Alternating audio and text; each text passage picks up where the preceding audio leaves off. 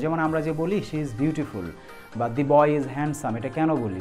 She is এর পরে beautifully কেন বলি না, নাইসলি কেন বলি না, কেন নাইস বলি, কেন বিউটিফুল বলি? কারণ এবার লিঙ্কিং ভার্ব এই লেকচারের গুরুত্বপূর্ণ একটা টপিক, এখানে খুব মনোযোগ সহকারে দেখো।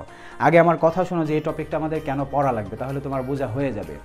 আমরা একটু আগেই দেখলাম যে ভার্বের পরে নর্মালি কি বসে। ভার্বের পরে নর্মালি আমাদের বসে থাকে ধরো যে অ্যাডভার্ব, কিন্তু লিঙ্কিং ভার্ব হচ্ছে সেই সকল ভার্ব যাদের পরে নর্মালি বা সাধারণত আসলে অ্যাডভার্ব বসবে না, যাদের পরে অ্যাজেক্টিভ বসবে।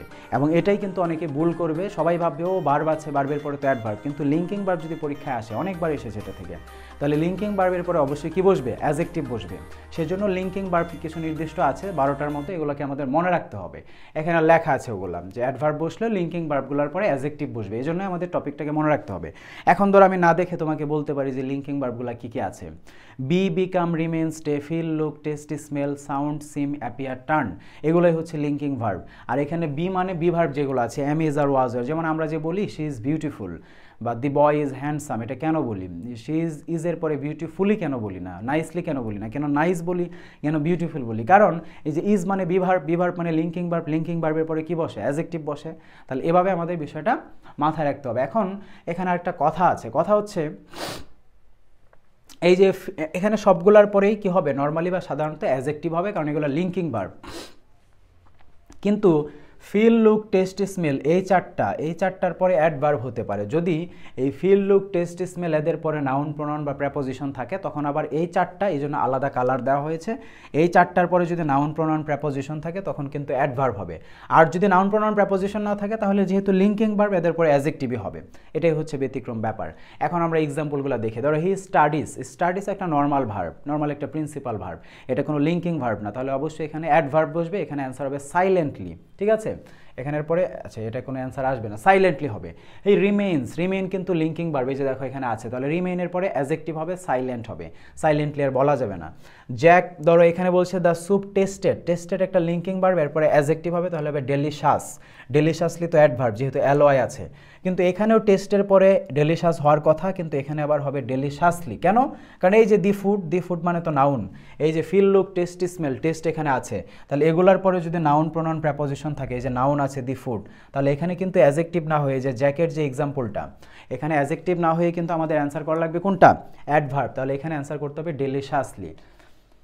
তারপরে ধরো পরেরটা, হি লুকড অ্যাংরি নাকি অ্যাংরিলি, এখানেও ধরো যে লুকের পরে তো অ্যাংরি অ্যাজেক্টিভ হওয়ার কথা, কারণ লুক একটা লিঙ্কিং ভার্ব, এই যে ফিল, লুক, কিন্তু এখানে অ্যাট মানে কি? প্রেপোজিশন যেহেতু আছে তাহলে অ্যাডভার্ব হবে। তখন বলতে হবে he looked angrily at the crowd, যে সে ক্রাউডের দিকে অ্যাংরিলি তাকিয়েছে বা এরকম। ইউর নেম সাউন্ডস মানে শুধু লিঙ্কিং ভার্ব, এখানে কোনো ঝামেলা ব্যতিক্রমের কিছু নেই, অ্যাজেক্টিভ হবে টেরিবল। দ্য প্লেয়ার্স রিমেইনড কাম, যে শান্ত থেকেছে, রিমেইনড মানে লিঙ্কিং ভার্ব, তাহলে আমাদের অ্যাজেক্টিভ বসেছে। মেইনলি ব্যাপারটা মাথায় রাখবো যে লিঙ্কিং ভার্ব যেগুলো, সেগুলোর পরে নর্মালি অ্যাডভার্ব না বসে কি বসবে? অ্যাজেক্টিভ বসবে, ঠিক আছে? তবে চারটা লিঙ্কিং ভার্ব সেগুলো হচ্ছে ফিল, লুক, টেস্ট, স্মেল, তাদের পরে অ্যাডভার্ব হতে পারে যদি এদের পরে, এই চারটার পরে যদি নাউন, প্রনাউন বা প্রেপোজিশন থাকে। তার মানে এখানে উপরের গোলা, নিচের গোলা সবগুলার পরে অ্যাজেক্টিভই হবে সবসময়। এই চারটার ক্ষেত্রে অ্যাডভার্ব হতে পারে একটা ক্ষেত্রে, আর যদি ওই ক্ষেত্র না থাকে তখন অ্যাজেক্টিভই হবে। এটাই হচ্ছে ব্যাপার স্যাপার। এখন লিঙ্কিং ভার্ব থেকে কিন্তু অনেক প্রশ্ন এসেছে। ধরো যে 2023 সালে এসেছে যে হি ফেল্ট হিউমিলিয়েটেড নাকি হিউমিলিয়েটিং, বি ইউনিটে এসেছে। এখন ধরো আমরা কিন্তু এখানে দুইটাই কিন্তু আবার adjective, humiliated past participle, humiliating present participle, দুইটাই কিন্তু অ্যাজেক্টিভের মতো কাজ করে। এখন কোনটাকে বসাবো? আমরা একটা অপমানজনক কারো ব্যবহার দেখে বা কারো অপমানজনক কোনো বিহেভিয়ারে আমরা কি অপমানজনক হই নাকি অপমানিত বোধ করি? তখন বলতে হবে হি ফেল্ট হিউমিলিয়েটেড। একটা ধরো যে সিনেমা এন্টারটেইনিং হয়, একটা সিনেমা বোরিং হয়, একটা সিনেমা, একটা মুভি, এরকম জিনিস যা আছে, একটা ক্রিকেট খেলা, এগুলো থ্রিলিং হয়, ইন্টারেস্টিং হয়, এন্টারটেইনিং হয়, বোরিং হয়। আমরা কি এন্টারটেইনিং ফিল করি নাকি এন্টারটেইনড ফিল করি? আমরা এন্টারটেইনড ফিল করি, আমরা বোর্ড ফিল করি, আমরা একটা ক্লাস করে বোর্ড হয়ে যাই, আমরা বোরিং হই না, আমরা বোর্ড হই, আমরা এন্টারটেইনড হই, আমরা থ্রিলড হই, আমরা ধরো যে অ্যামেজড হই, অ্যামেজিং ফিল করি না, আমরা অ্যামেজড ফিল করি, ঠিক আছে? এরকম আর কি ব্যাপারগুলো। তাহলে কেউ কোনো কিছু আমরা ফিল করলে বা এরকম বুঝালে তখন আমাদের পাস্ট পার্টিসিপল টাইপের অ্যাজেক্টিভ নেওয়া লাগবে, ওটা আমরা একসাথে শিখে ফেললাম। এরপরে এমসিকিউতে তো আরও আলোচনা হবে। তাহলে লিঙ্কিং ভার্বগুলোকে অবশ্যই এই সিরিয়ালে তুমি যদি 3-4 বার পড়ো, আমার মতো না দেখে বলতে পারবে এবং তোমারও মনে থাকবে, ঠিক আছে? এগুলো অবশ্যই